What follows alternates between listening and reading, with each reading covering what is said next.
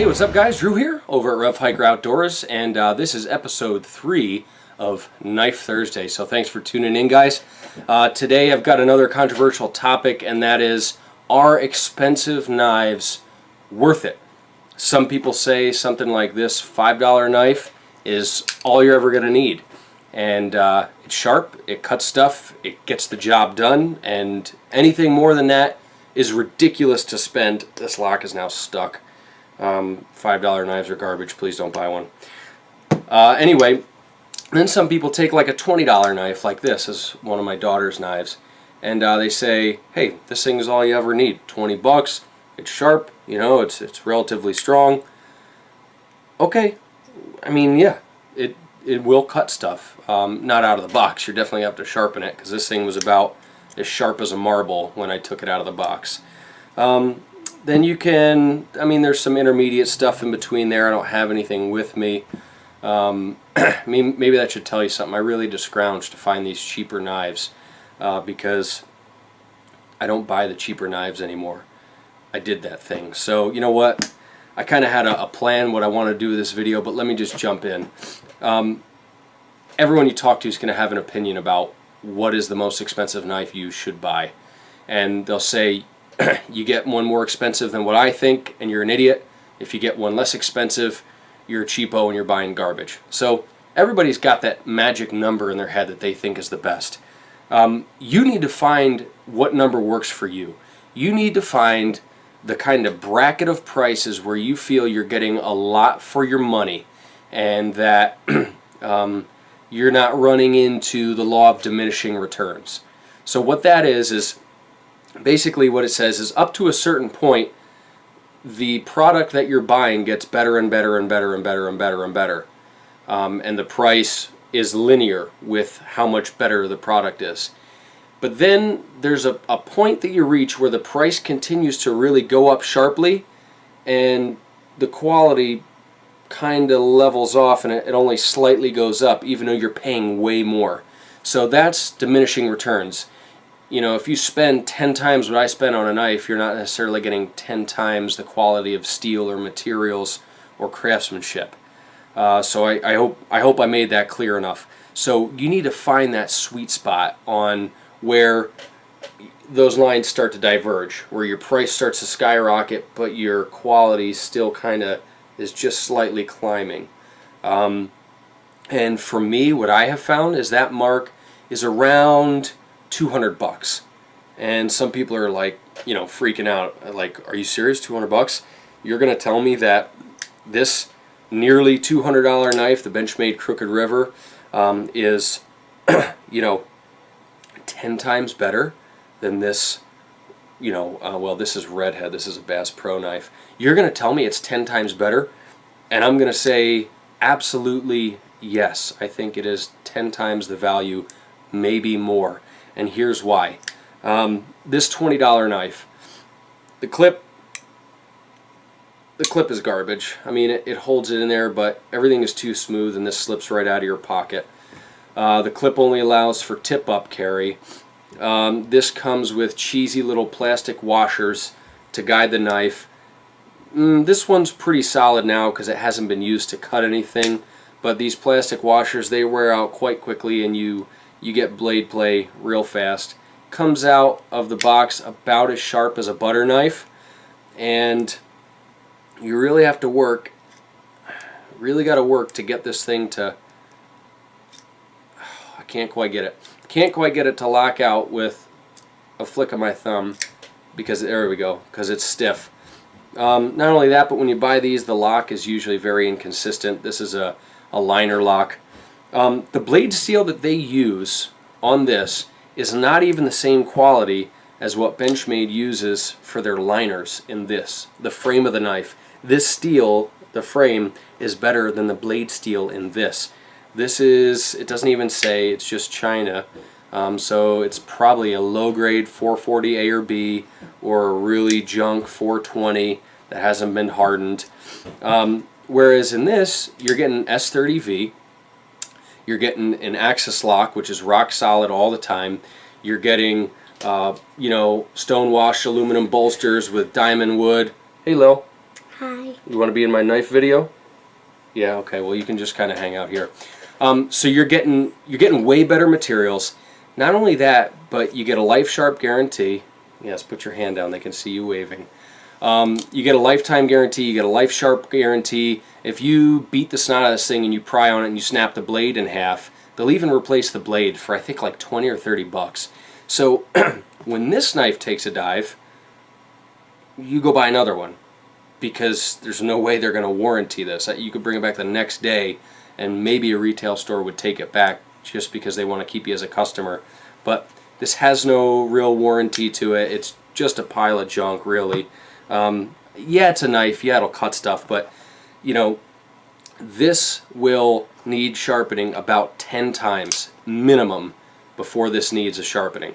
If I took these both to my Wicked Edge and I put in the same exact degrees per side and everything on these two knives, and I went and I did the exact same cutting tasks, I would need to sharpen this 10 times to complete the same tasks with the same ease that I would for sharpening this once. This steel is definitely 10 times better.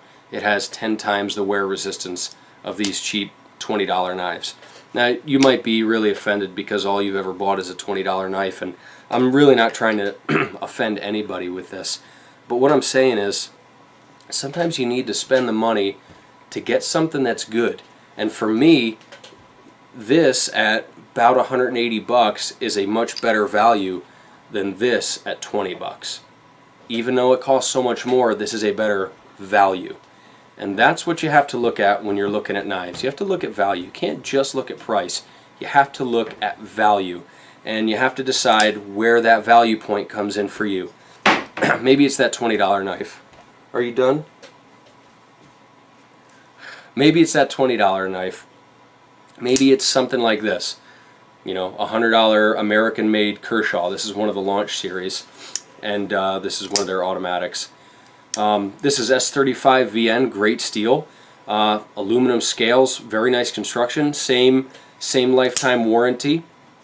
I think Kershaw right now, their American line, is really good, and they're giving you a lot of bang for your buck. So maybe this $100 knife is something that you want to go with.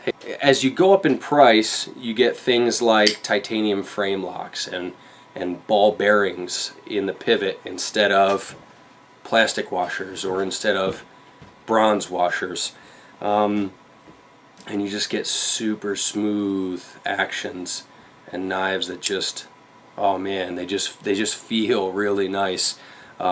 This is a Kaiser sheepdog, by the way, that I had in for sharpening. Great knife. I don't own this one, but man, it feels really nice. Looks great. All titanium scales. You know, a lot of times when the knives start getting expensive, you're paying for materials and you're paying for makers. This is a ZT0095. This one was customized as a custom acid stone wash on here and a Cerakoted titanium scales. This is another ball bearing flipper, super smooth, super nice. Those are about 200 bucks. Then you step up and you get into things like this Microtech Sigil, and you're looking at about 390 bucks, and that's on Blade HQ, I believe. Another titanium frame lock, but man, look at this thing. At some point, you're paying for all this milling and all this complicated stuff that they're doing, and these copper inserts, and man, this just a butter smooth knife, but it's 390 bucks. To me, this doesn't make the curve. You know, the price goes way up, but the quality really, it's better, really. It's smoother, it's nicer, it's more intricate than this ZT, but I don't think it's 190 bucks better. You know what I mean? And then you get into things like this Chavez 228, which is just, look at the thickness on this thing. What an absolute monster compared to the ZT. Everything is just so beefy and so overbuilt. Some guys really like that, and they think that it makes their knife, you know, that much stronger. But this is a $500 knife. This is another one in for sharpening, along with the sigil here, this Microtech. So, you know, for me, these knives are great, and I absolutely love getting stuff like this in for sharpening, because it gives me a chance to really check out these expensive knives and see what they're all about. And I really like them. They're really nice. They're really smooth. A lot of them just aesthetically are so pleasing, and I love them. Really nice detents and lock bar inserts, and you know, just really beautiful pieces. Are they necessarily for me? I don't think so, because of where I'm at. I don't think this, you know, the steels are on the same level as this $100 Kershaw. So for edge retention, they're not going to be better. They're going to be the same. You know, they're smoother. They have some better components. They have titanium versus aluminum, so you have more money in construction materials and stuff like that. But I don't necessarily think they're that much better than the $100 to $200 knives. And for me, I think the sweet spot for knives, for folders, I'm talking, is between $100 and $200 is where you're going to find your best bang for the buck, your best values. Okay, there's some knives that are $200 and they're overpriced, and there's some knives that are about $200 and they're a good value for what you're getting. And so, you know, whether it's something like a you know, this, or this ZT, or this Benchmade, really any Benchmade in between, you know, $100 and $200, you're going to get a really nice knife. The action's going to be sweet, and all of these more expensive knives, you're getting the lifetime guarantee, and for me, that's a big deal in value. You know, I could break my Benchmade. They could send it back to me, and I can break it and break it and break it and break it and keep sending it back to them, and they're going to keep fixing it. They're going to keep replacing parts, and every time I send it into them, they're going to sharpen it, and they'll sharpen it for free if I send it into them. So, you know, I just got to pay shipping. But I guess my point is you got to find that sweet spot. Anyway, I don't want to make this video too long, but I hope this is something that maybe made you guys think about value versus price, and that they're not always the same thing. So anyway, guys, thanks for tuning in. Hope you enjoyed seeing some cool knives. I love getting in all these knives for sharpening. They let me play with stuff that's too expensive for me. Anyway, guys, thanks for watching. God bless. Don't forget to thumbs up and subscribe if you enjoyed. I will catch you next time.